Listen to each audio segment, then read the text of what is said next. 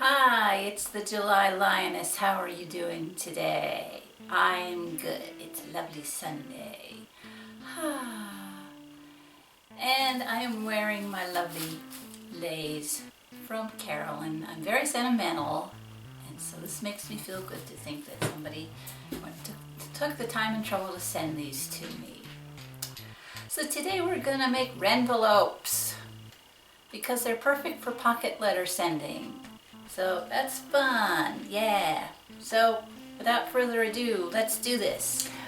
Okay, so here is one of my finished renvelopes, and they're all different patterns and colors and everything. And this is just scrapbooking paper, but you can see it's business sized. And that's the back. And then this is double-sided paper, so wah! Printed on both sides.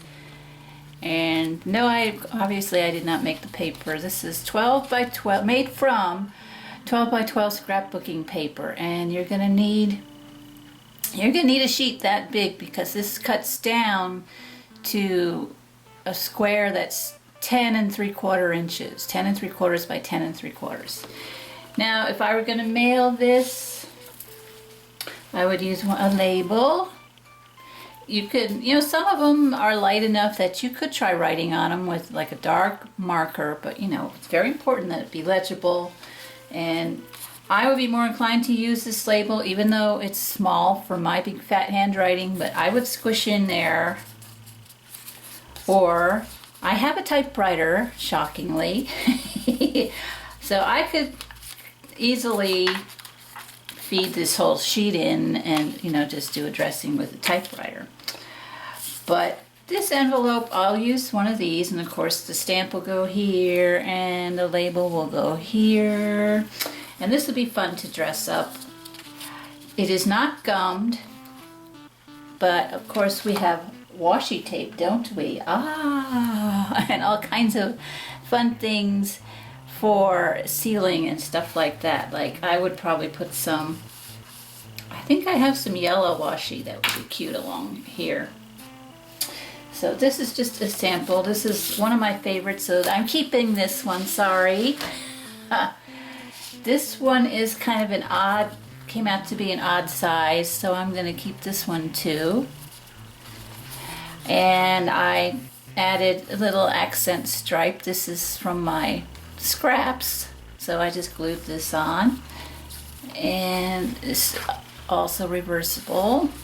So I had a choice between what side of the paper do I want to use, which was just a painful decision, So I was thinking probably it's best to use, now this I could just easily address with a marker, because it's just a very subtle background, so that's nice.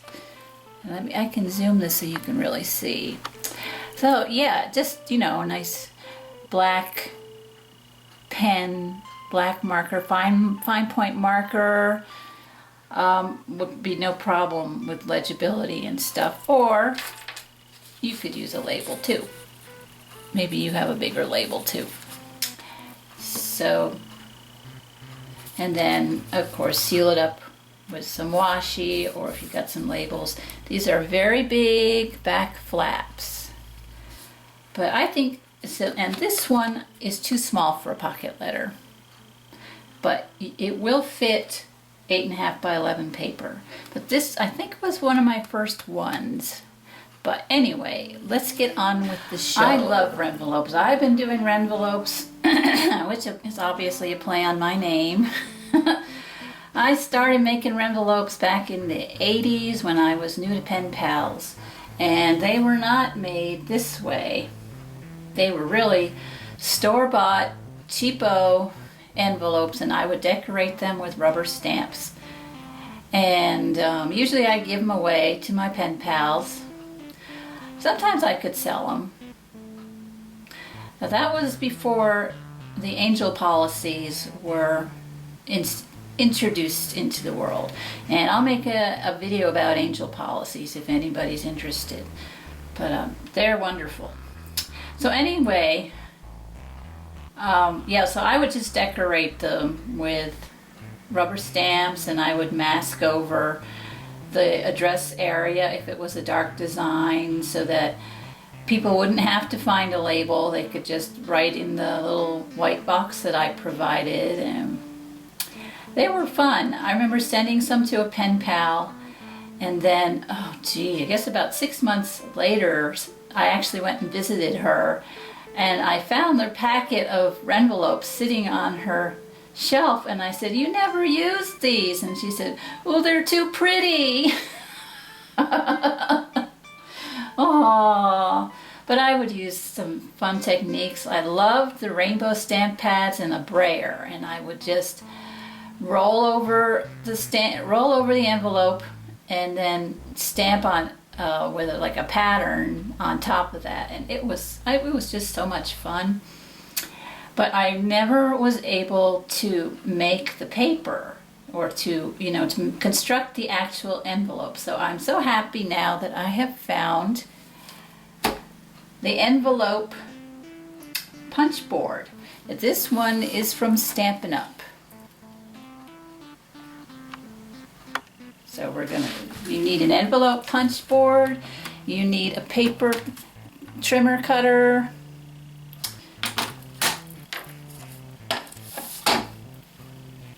some scissors, and adhesive. This is a Snail Adhesive from Stampin' Up. And of course you need paper. It needs to be 12 by 12. If you're going to make a big envelope for pocket letters, it needs to be 12 by 12. So this is a pad of Stampin' Up 12 by 12. This is Subtle's Designer Series paper stack. Subtle. So I'm gonna go, I'm a green lover. I love blues and greens, and I found one that I was looking at that looked like it would be fun. So this, I think, is the, let's see, this must be Pear Pizzazz. So we're gonna go with Pear Pizzazz. And it is double-sided, printed on both sides.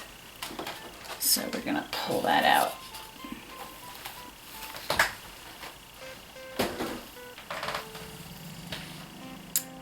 So you can see the pattern a little there.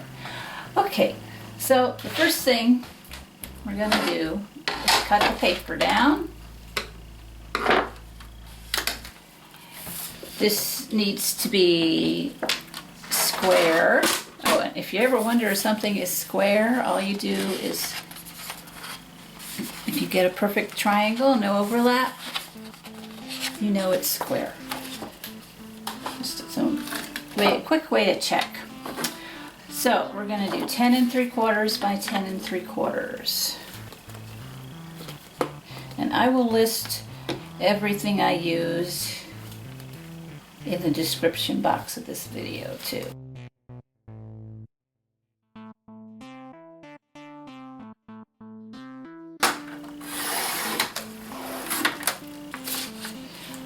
Save your strips. You're going to use it later. Okay, now here is your Stampin' Up envelope punch board. Hooray! And let me zoom a little.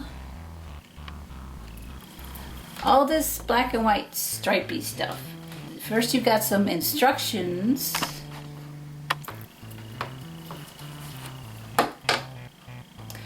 Instructions up here, it says select card size. Now this is designed for card envelopes, so they're going to be kind of mostly squarish envelopes.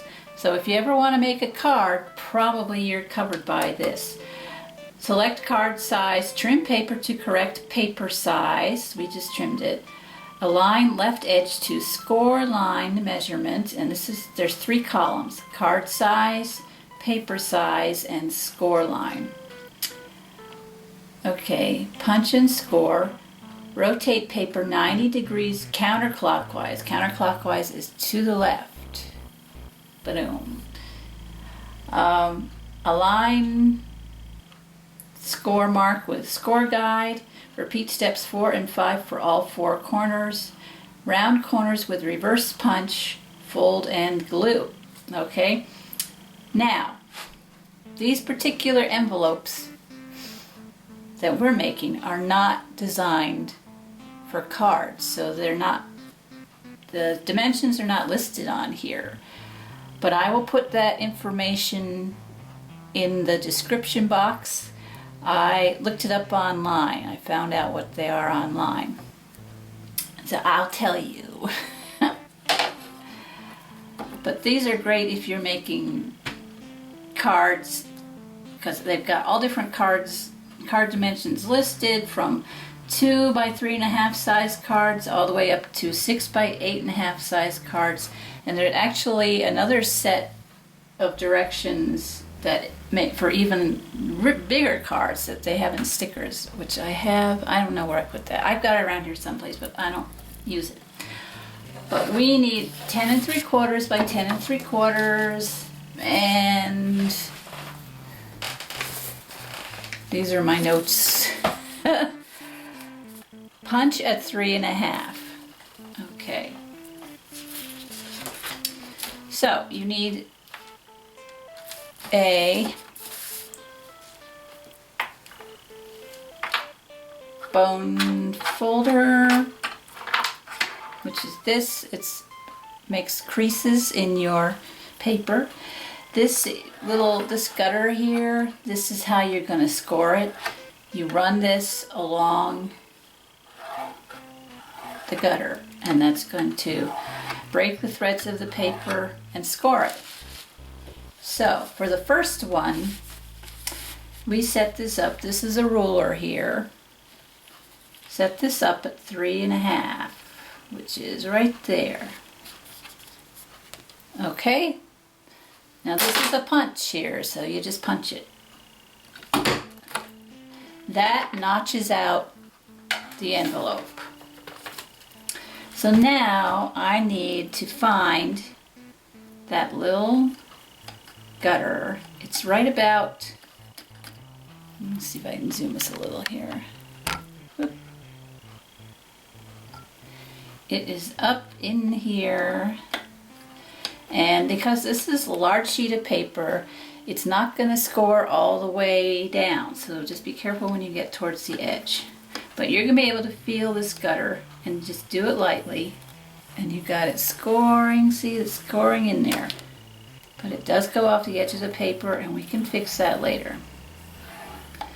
So that's going to be the first fold on your envelope.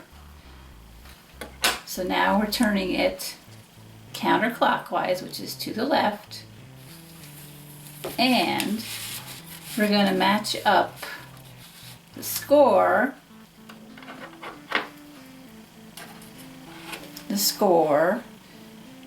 with this little pointer here. Now, as I said, it's a large piece of paper, so the score didn't reach all the way to the edge. So what I do is I take my scrap piece of paper and I line it up with the score, and that will point it to, that'll like extend the line so that I know how it lines up. So it needs to be about there. So this should be one score line that goes, the score ends about here. So just to kind of extend the line, it's about that. Okay, so now we're going to put the second notch in. So I can punch that again.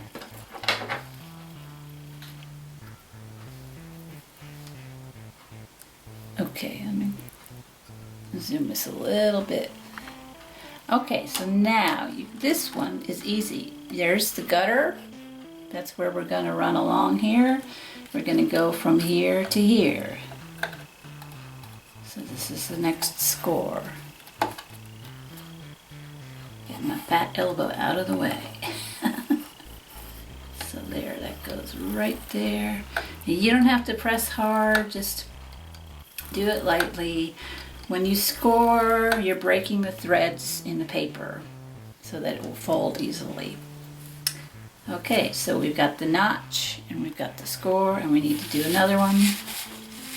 This is easy because you can see that the score does reach, so we line that up with this, like that. Gonna punch it again. Okay, now this score is not gonna reach the whole way, just sort of feel your way carefully. It's right in there. And don't let the paper pattern confuse you. I've had that problem. So there we're scoring this. Just do it gently a few times. So, and it's already been notched. This is going to be our last notch. So we have to do what we did before and try to just extend the score line. That's straight.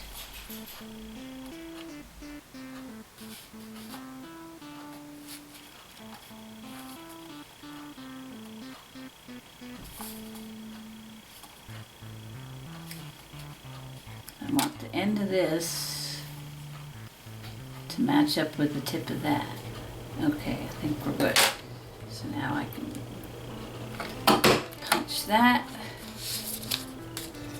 And then we're just going to,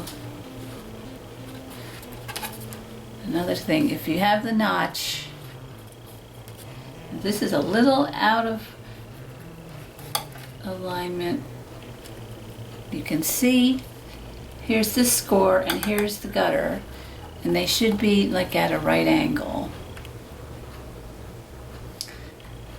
So then we're just going to score the last one.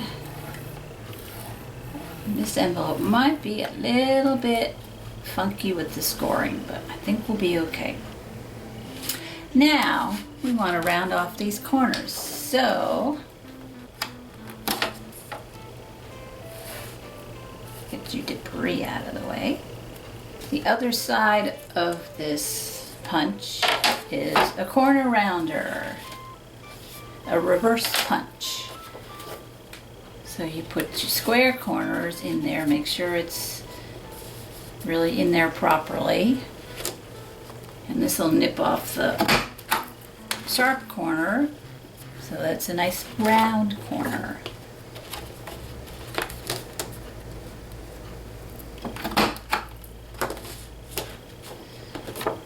So you do the 4 of these.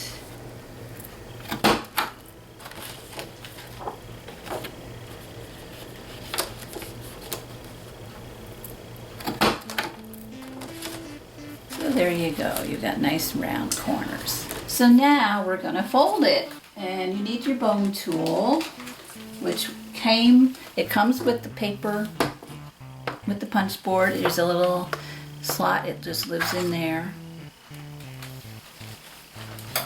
Handy dandy. So now we're going to fold. And we're going to decide which side do we want to be the inside and which do we want to be the outside. I think this should be the outside because it'd be easier to write on. This is also, whoa, your eye goes, blah! So I think it should be on the inside.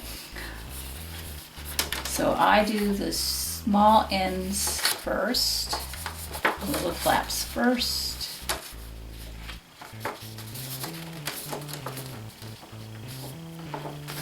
Okay. Now, because you couldn't reach it all the way, you're gonna have to fold this. See right here, it's not scored. So you just put it the way you want it and just tighten it up with the bone tool so it's all the same, scored evenly. And you're gonna do the same thing with this side.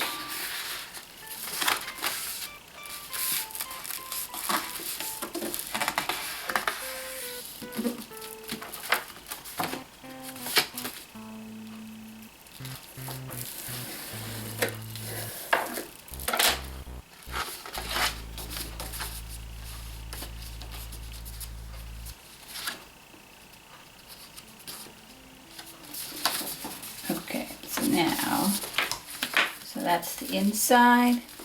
I actually like to have the flaps on it like that. That's basically your envelope.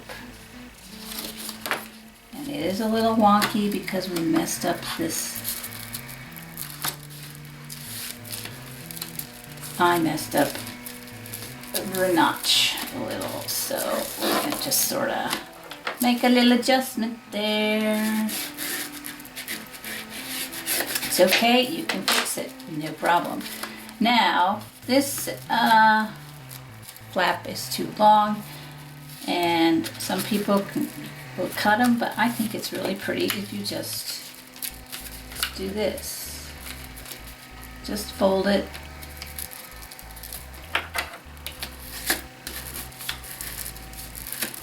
Like that. And this flap is too long. So this is where the scissors come in. You could fold this if you wanted to, but I like to cut it off. You could use your scissors or a paper cutter, but I fold it because that's also a good way to just get a straight line. Why haul out the paper cutter for such a small cut, right? So we'll just do this.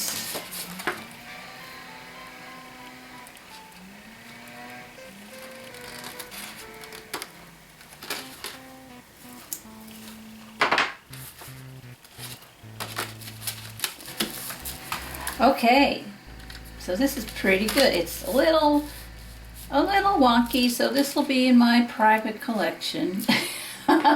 Practice makes perfect.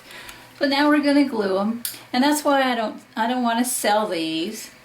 I want you guys to make your own because it's so much fun, and they have a use. You know, it's a practical thing. But I'm just showing you one way to do it. If you don't have an envelope punch board and you don't want to buy one, I could send you one of my envelopes and you could take it apart and make it a template. Just trace around this and know that your paper needs to be 10 3/4 by 10 3/4, and you could just, you know, reverse engineer. I don't think I could do it with something printable because this is such a, would print out, you wouldn't have big enough paper. Your printer, you know, you'd need large printer paper. You'd need 11 by 11 paper basically to come out of your printer. So it would be just easier for me to send you a envelope and you can take it apart and make it a template. I love the punch tool, punch board. It makes it so much easier. So now let's glue this up. I'm using my Stampin' Up! Snail Adhesive for this. And I like to do the folded lip first.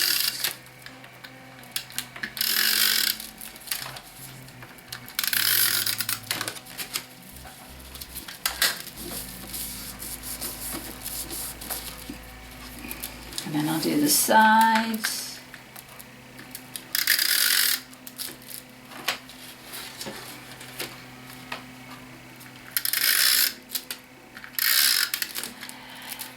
Eventually, I like to use my own designs on things so that I don't have to worry about infringing copyrights if I decide I want to sell. So I am going to be getting some 12 by 12, maybe watercolor paper, and I'll be doing some watercolor design, spritzing, and just freehand art on some. And those will be, I might sell those, I don't know. But, you know, they might be gifts, they might be for sale, they might be for personal use. So anyway, here is the functioning envelope in a lovely lovely shade of, what is it? Perfect Pear. Give me the name, give me the name. Pear Pizzazz. Pear Pizzazz envelope, size large. I also make the letter size, and those that require special dimensions. So that would be this one, and where do we put? You could use a label. It looks pretty with the label, or you could handwrite it. I think it's light enough, and I think the design is small enough that you wouldn't have a problem with that. But we're going to embellish this a little bit.